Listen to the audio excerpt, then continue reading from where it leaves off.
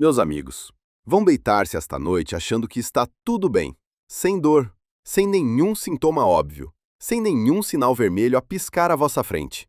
Mas enquanto dormem, enquanto almoçam, enquanto vivem a rotina que parece completamente normal, alguma coisa está a apagar-se dentro de vocês.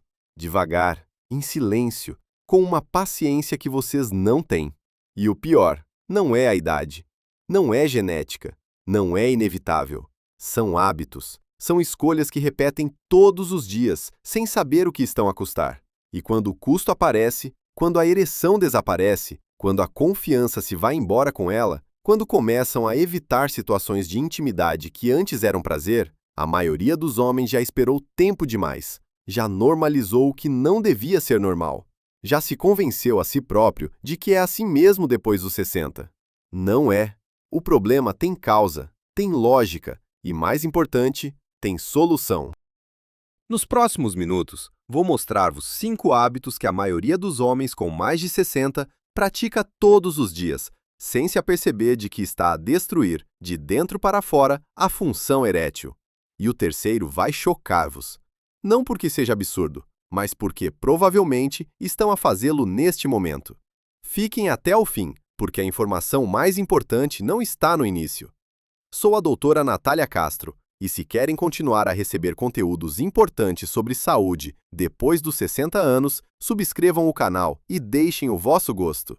Agora, antes de entrar nos hábitos, precisam de perceber o mecanismo, porque sem perceberem o que se está a passar dentro do vosso corpo, as soluções vão parecer genéricas demais para serem levadas a sério.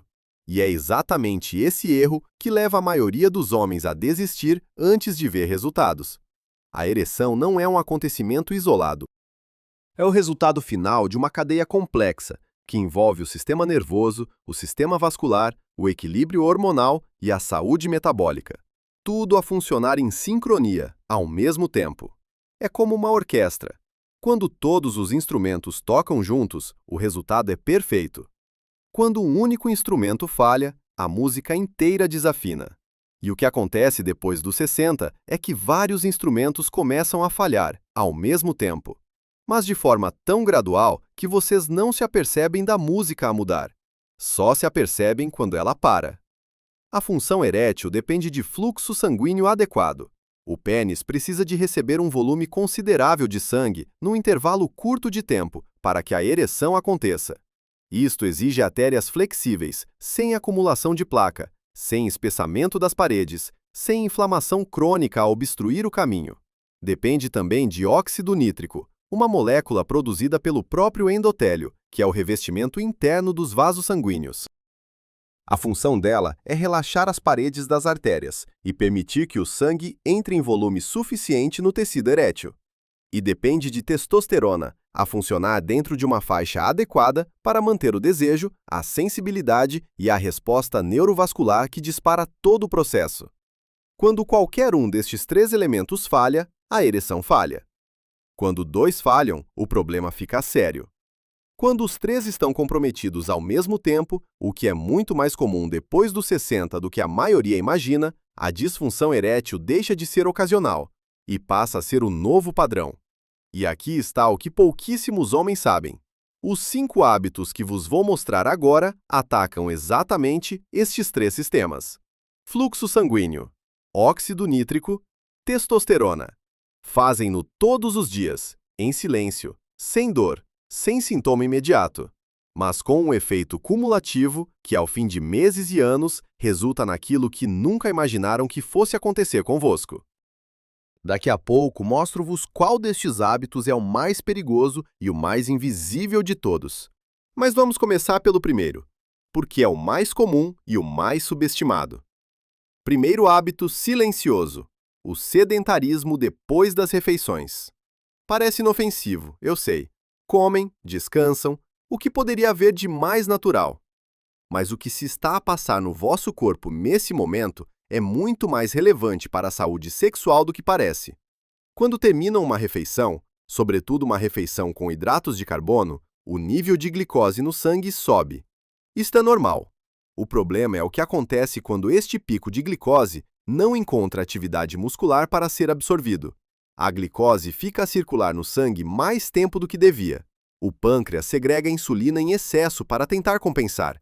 E este ciclo, repetido diariamente ao longo de meses e anos, vai danificando progressivamente o endotélio vascular, aquela camada interna dos vasos que produz o óxido nítrico de que vos falei. Menos óxido nítrico significa menor capacidade de dilatar as artérias do pênis. Menor dilatação significa a ereção mais fraca, menos sustentada, mais difícil de alcançar. E há um dado que vai mudar a forma como olham para o sofá depois do almoço. Estudos mostram que uma caminhada de apenas 10 a 15 minutos após a refeição reduz em mais de 30% o pico de glicose pós-refeição. Isto não é ginástica, não é academia, não é esforço. É um passeio tranquilo, ao vosso próprio ritmo, no jardim, no passeio, dentro de casa se estiver a chover. E o efeito sobre a saúde vascular, incluindo a saúde das artérias que irrigam o tecido erétil, é medível, real, e começa a notar-se em semanas. Quantos anos passaram sentados depois de comer, sem saber o que isso estava a custar? Pensem nisto. Mas isto é só o início. O segundo hábito é ainda mais silencioso, porque envolve algo que todos os homens fazem e que nenhum homem associa à disfunção erétil. Segundo hábito silencioso. Dormir mal de forma crônica. E aqui não estou a falar de insônia grave. Estou a falar de acordar 1, 2, 3 vezes por noite. De dormir 6 horas, quando o corpo precisaria de 8. De acordar cansados todos os dias, achando que é assim mesmo, que é a idade. Não é a idade. É a privação de sono crônica a destruir, em silêncio, o sistema hormonal.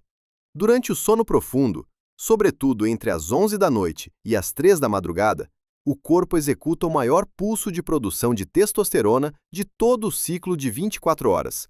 Este processo não acontece de dia, não acontece na sesta da tarde, só acontece no sono noturno, profundo e contínuo. Quando esse sono fica fragmentado, curto ou superficial, a produção de testosterona cai de forma direta e imediata. Há um estudo publicado numa revista médica de referência que mostrou que homens saudáveis e jovens que dormiram apenas 5 horas por noite durante uma semana apresentaram uma queda de 10 a 15% nos níveis de testosterona. Uma semana. Imaginem o efeito acumulado de meses, de anos, de uma vida inteira de sono mal depois dos 60. Testosterona em baixo reduz o desejo sexual, reduz a sensibilidade peniana, reduz a resposta neurovascular que dispara a ereção. E o mais cruel é que a privação de sono também eleva o cortisol, a hormona do estresse. E o cortisol cronicamente elevado é um dos maiores supressores de testosterona que existem. Dormem mal, o cortisol sobe, a testosterona cai, o desejo diminui, a ereção piora. Ficam ansiosos com isso. A ansiedade eleva mais o cortisol, que suprime mais a testosterona. É uma espiral que se fecha sobre si mesma e fica mais difícil de romper a cada volta. 3 mudanças simples têm impacto direto.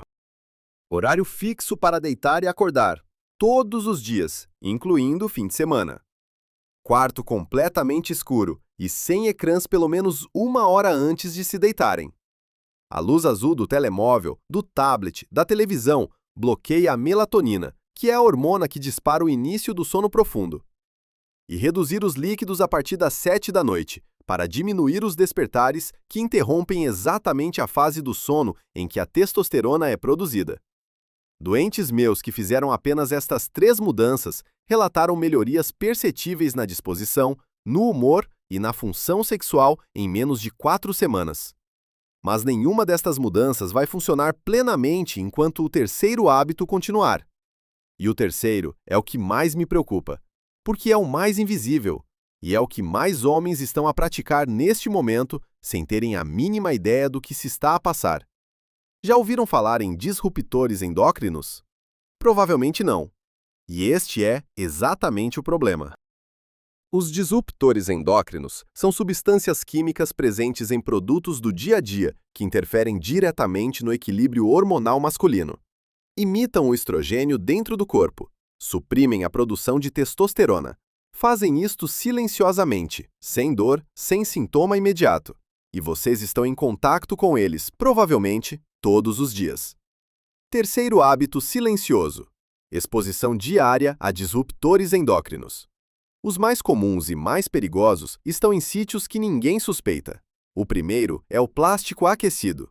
Quando colocam um recipiente de plástico no micro-ondas. Quando bebem água de uma garrafa de plástico que ficou ao sol dentro do carro. Quando aquecem comida num Tupperware de plástico. O calor liberta compostos chamados bisfenóis e fitalatos, que migram diretamente para o alimento, ou para o líquido, e entram no organismo. Estes compostos são estruturalmente semelhantes ao estrogênio. O receptor hormonal do vosso corpo não consegue distingui-los. A testosterona cai. A função erétil fica comprometida. Isto não é teoria. Há estudos em humanos que mostram uma correlação direta entre os níveis urinários de bisfenol A e a redução da testosterona em homens adultos.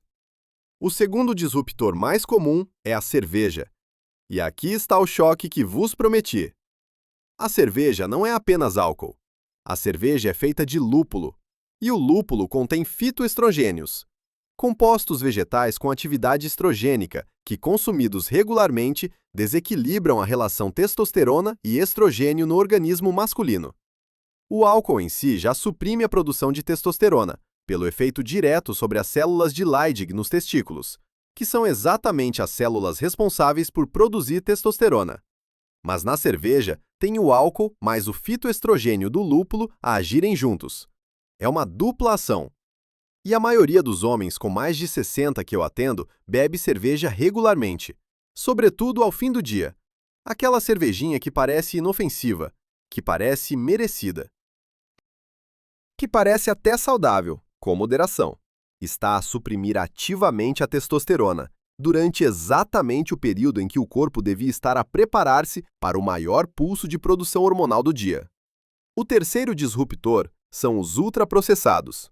Embalagens com revestimento interno, conservantes, corantes artificiais, óleos vegetais parcialmente hidrogenados. Todos contêm, em graus diferentes, compostos com atividade disruptora sobre o sistema endócrino masculino. A solução não é paranoia, é consciência. Substituir os recipientes de plástico por vidro ou cerâmica para aquecer a comida. Reduzir a frequência da cerveja ao fim do dia. Diminuir a dependência dos ultraprocessados no dia a dia. Não precisa de ser perfeição, precisa de ser tendência.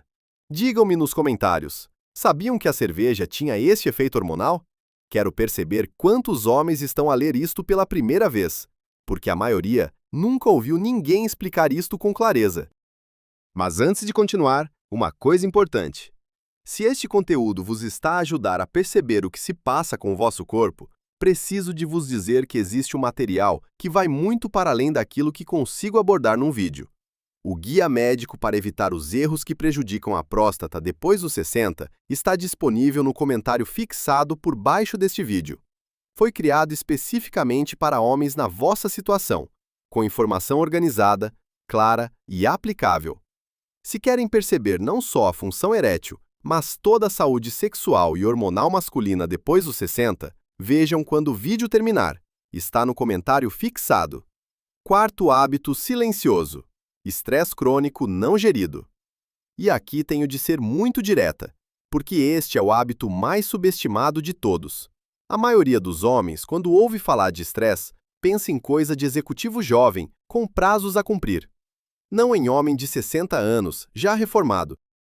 Mas o estresse crônico depois dos 60 não tem a ver com o trabalho. Tem a ver com a preocupação constante, com a saúde, com os filhos, com o dinheiro, com o futuro. Tem a ver com aquela sensação de perda de propósito que muitos homens sentem depois da reforma. Tem a ver com a ansiedade sobre o próprio envelhecimento, sobre o que o corpo já não faz como dantes. E este tipo de estresse silencioso, que não aparece como crise, que não chega como colapso, mas que está presente todos os dias como uma névoa baixa de preocupação, este estresse eleva o cortisol de forma crônica. O cortisol cronicamente elevado é um dos mecanismos mais bem documentados de supressão da testosterona que existem. A razão é bioquímica e direta. O cortisol e a testosterona competem pelos mesmos precursores hormonais.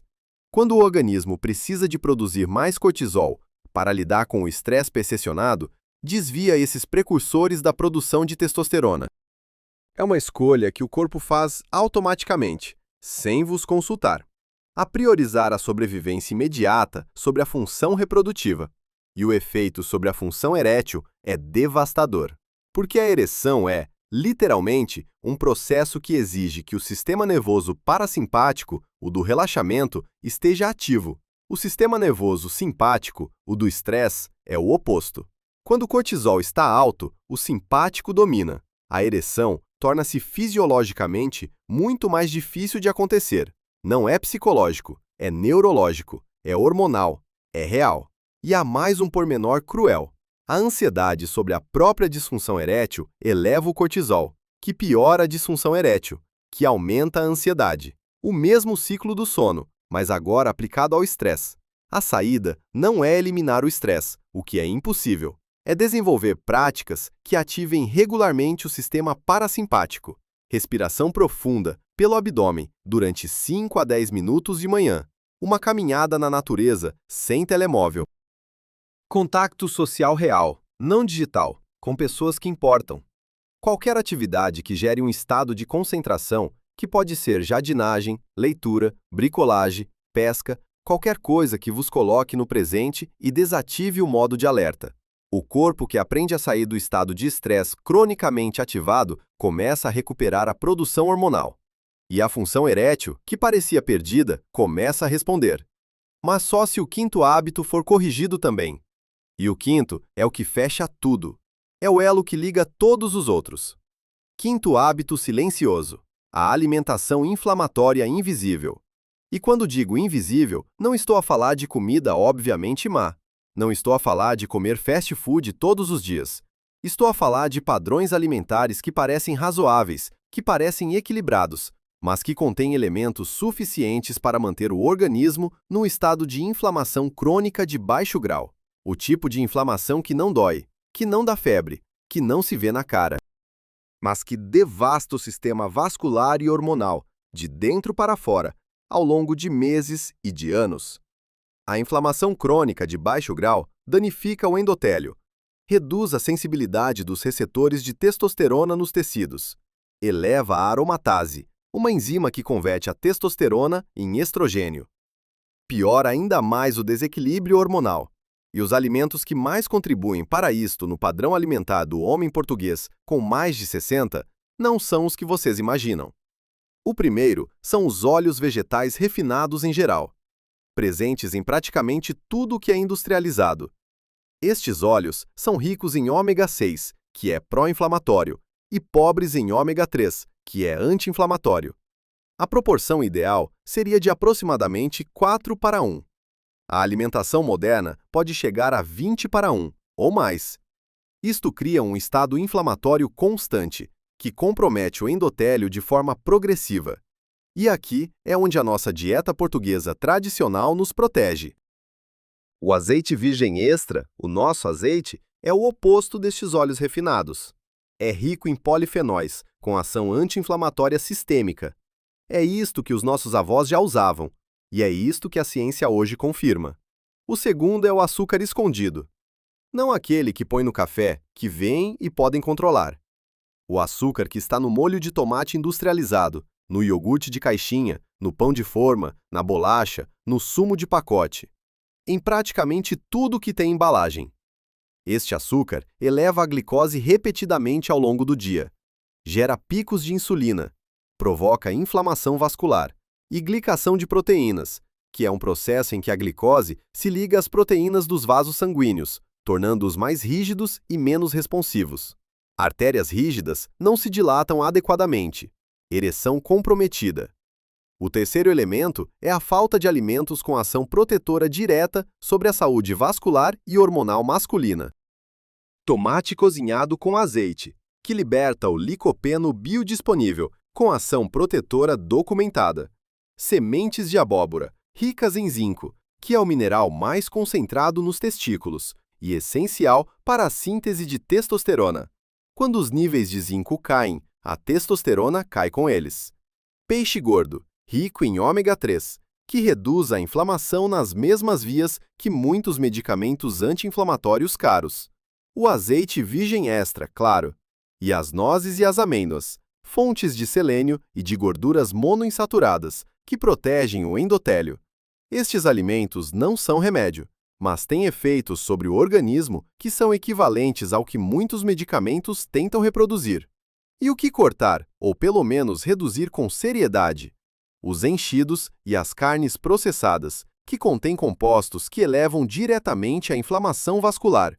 Os laticínios com alto teor de gordura, em excesso. O álcool, sobretudo a cerveja ao fim do dia, pelas razões que já expliquei. E os ultraprocessados em geral, que carregam simultaneamente os três problemas: óleo refinado, açúcar escondido e disruptores endócrinos. A mudança não precisa de ser radical, não precisa de ser perfeita, precisa de ser consistente o suficiente para mudar a tendência inflamatória do organismo, de forma progressiva. Um corpo que sai do estado inflamatório crônico começa a recuperar a função endotelial, começa a produzir mais óxido nítrico, começa a responder melhor à testosterona disponível. E a ereção, que parecia depender de comprimido para acontecer, começa a voltar de forma natural. Preciso de vos deixar um aviso antes de fechar. Tudo o que disse aqui são estratégias de prevenção e de gestão de disfunção leve a moderada, associada a hábitos de vida. Se tem disfunção erétil severa e persistente, sobretudo se acompanhada de dor, de sangue na urina, de dificuldade em urinar, de nódulos ou de alterações no exame de PSA, precisam de avaliação médica presencial e urgente. Estes podem ser sinais de condições que exigem tratamento específico, que nenhum ajuste de hábito substitui. Vão ao médico. O que aprendi ao acompanhar centenas de homens ao longo de anos de consulta é que a disfunção erétil raramente aparece do nada. É o resultado visível de um processo invisível que durou meses, por vezes, anos. E o que mais dói nesta história não é o sintoma em si, é o que vem junto. A vergonha de não conseguir ser o que sempre foram para a companheira.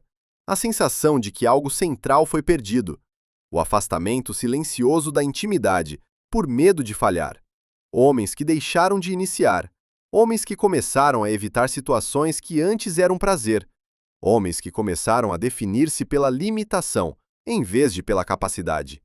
Esses mesmos homens, depois de perceberem o mecanismo e de aplicarem mudanças reais de forma consistente, enviam-me mensagens meses depois, a contar que recuperaram algo que não sabiam que tinham perdido. Não só a ereção, a confiança. A presença, a vontade de estar junto. Um doente meu disse-me que pela primeira vez em 2 anos olhou para a esposa sem aquele peso no peito. Não precisava de medicamento, precisava de perceber o que estava a destruir aquilo que ele tinha e de mudar.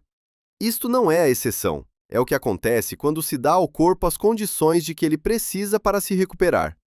Lembrem-se, a nossa geração trabalhou toda a vida, demos tudo pelos filhos, pelos netos, pela família. Agora é a nossa vez de cuidarmos do corpo que nos serviu durante décadas, para acordarmos cada manhã com a sensação de que ainda somos quem fomos, para sermos companheiros, para estarmos presentes, para vermos os netos crescer. Não é luxo, é dignidade. A rever os 5 hábitos para fechar. Primeiro, o sedentarismo depois das refeições. A glicose a circular sem ser absorvida destrói o endotélio que produz o óxido nítrico da ereção. 10 minutos de caminhada depois de comer mudam isto. Segundo, o sono fragmentado e insuficiente. O maior pulso de testosterona do dia acontece no sono profundo noturno. Cada noite mal dormida é testosterona que não foi produzida. Terceiro, a exposição a disruptores endócrinos. Plástico aquecido, cerveja com lúpulo, ultraprocessados com embalagem.